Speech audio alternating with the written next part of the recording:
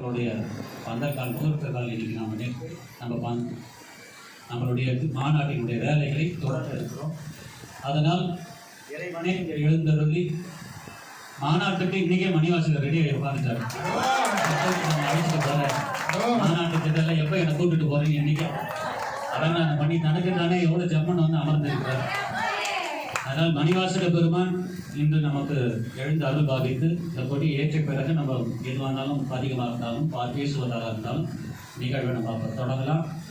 அதனால் இந்த முகூர்த்தக்கால் நடுவதற்காக இந்த ரிஷபவாகன கொடி ஏற்றுவதற்காக எப்பொழுதும் போல நம்மளுடைய திருவண்ணாமலை திருப்பரங்குறை அடியார்கள் குழுவை சார்ந்து இருக்கக்கூடிய என்னுடைய மூத்த சகோதரர் பன்னீர்செல்வம் அவர்கள் வரவேற்கிறோம். அவர் ஐயர் வந்து இன்னைக்கு நம்ம அந்த ஆராதனை பண்ணி முடித்த உடனே எவ்வளோ சிறப்பு பாருங்கள். நம்ம இந்த கொடியேற்றம் இன்று வைத்திருக்கிறோம் என்று புதுக்கோட்டையில் இருக்கக்கூடியது நம்ம ஆவுடையார் கோவில் பக்கத்தில் இருக்கக்கூடிய ஆலயத்தில் தெரியாது. ஆனால் அங்கிருந்து இன்று மணிவாசக பெருந்தகை அந்த புதுக்கோட்டையில் எழுதிய திருவாசகத்தை சீராக அங்கிருந்து அங்கிருந்து திருவாசகத்தை எடுத்துட்டு வந்திருக்காங்க. எழுதினவங்க ஐயா 2 பேரும் புதுக்கோட்டையிலிருந்து இங்கே வந்திருக்கிறார்கள். கிட்டத்தட்ட 100 பேருக்கு மேலே புதுக்கோட்டையில் இந்த திருவாசகத்தை எழுதியிருக்கிறாங்க. அதை கொஞ்சம் பேர் அங்கிருந்து இன்னைக்கு கொடுத்து வச்சிருக்கிறாங்க. கரெக்டாக இந்த கொடியேற்றம் அதுவுமாக நமக்கு ஆவுடையார் கோவிலிருந்து சிந்தனமாக மணிவாசகர் திருவாசகத்தை சொல்லி செஞ்சாலும் கூட அதுக்கெல்லாம் வந்து அது செய்ய முடியாது. அது அவன் கருணை இருந்தால்தான் அது ஒவ்வொரு நாளும் ஒவ்வொரு அற்புதத்தை முழுமையாக அவன் நிறைவேற்றி கொண்டே இருக்கிறான். இங்கே மணிவாசகர் எழுந்து அருள் பாவிக்கிறான் என்பதற்கு இதுவே ஒரு முக்கியமான சாட்சியாக இருக்கிறான். அதனால் இந்த அற்புதமான ஒரு நிகழ்வு இன்றைய நாளில் நம்மளுடைய மாநாட்டிற்கான அந்த பந்தக்கால் நடுவதில்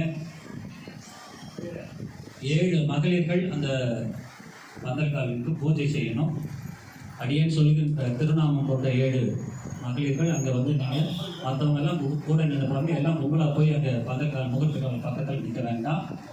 அந்த 7 மகளிர்கள் 9 பேர் 9 இல்லைன்னா 9 வச்சுக்கலாம்.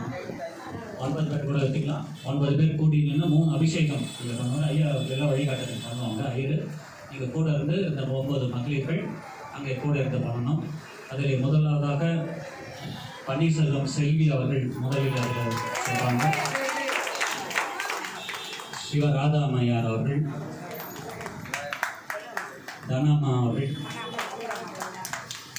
சிவகாமி அம்மா அவர்கள், எத்தனை பேர் வச்சு 4 ஆச்சா? சாந்தினி தேவி, அமுதம்மா, எத்தனை பேர் ஆச்சுங்க? 6 ஆயிடுச்சுங்க. 3 பேர் வேணுமா? தமிழரசி அம்மா, தமிழரசி,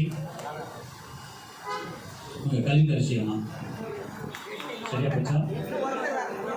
8 பேர். கல்யாணி அம்மா.